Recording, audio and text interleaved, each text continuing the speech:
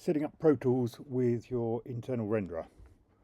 First of all, we're just going to check our playback engine, and what we're probably going to be doing is using headphones rather than MacBook speakers, but headphones because we want to be able to hear the binaural mix of it, which is the surround mix inside headphones that we use. So first of all, we're going to come to our playback settings again, and we need to make sure that we're above 256 samples in the buffer size to get the binaural renderer to actually work. If it's too short, it won't have the chance to render it before it goes to the headphones, so we need to put that on higher. Stereo output got there, so we OK that, and now I'm going to come up to my window and look at, I'm going to come to my I/O settings. Now I'm going to come along to my renderer. I'm going to choose my Dolby Atmos internal renderer, and I'm going to default. So we have a bed, 712, and then all the others as objects are there. Come down here, my monitor path is my MacBook Pro speakers, or would it be headphones. I've got a loudness re-render. That's so I can check my LUFS level if I put on a Pro limiter on there or a Pro compressor, and my headphones re-render, which I've got set to binaural. If I set it to anything else, it's fine. It's going to come out of my headphones in stereo rather than in binaural, which isn't going to give you the spatial information. So we're going to put that on binaural. In fact, I'm not going to. I'm just going to leave it, and we will see what happens when we get to the next part of it. So we've got that all set. So I can OK my I/O. There you go. Binaural monitoring requires live headphones re-renders to be set. So I'm going to OK that. Then I'm going to come to my renderer window. So I come down here on my window and find renderer. Here's the renderer, and as you can see, we're monitoring in stereo at the moment, so we only have a left-right here. We still have our view of the whole room in there, and we have our bed and all the different objects. If we're putting stuff inside the bed, it's not going to show up on this window.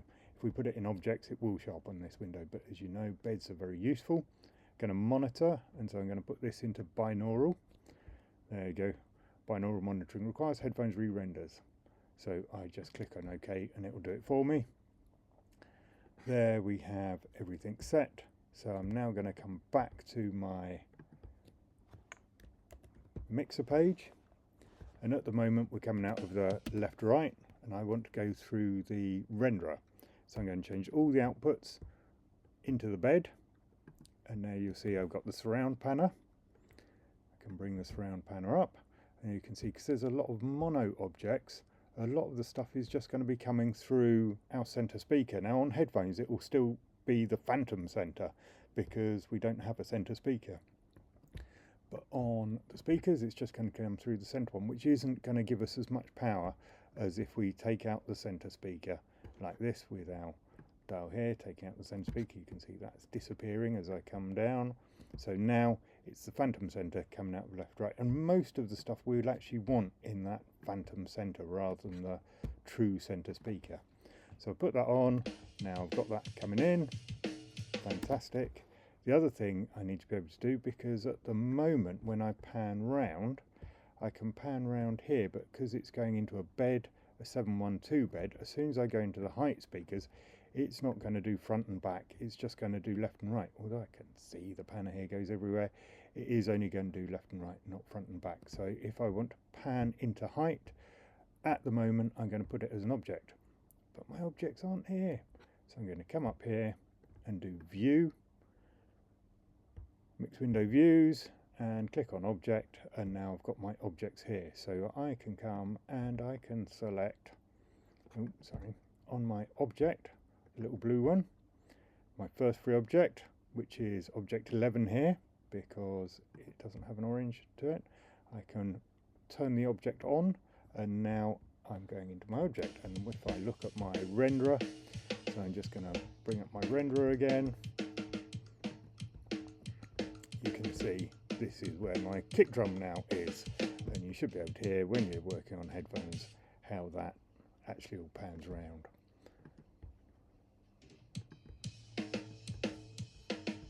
That's pretty much setting up your internal renderer. Oh, the other thing you can do here is we can look at whether we're going to change things from near, mid or far. That works on the Dolby Atmos renderer but doesn't work when you get it onto Apple Music, but it's worth playing around with just to see how things vary in sound as you use it. That's how to set up your internal renderer.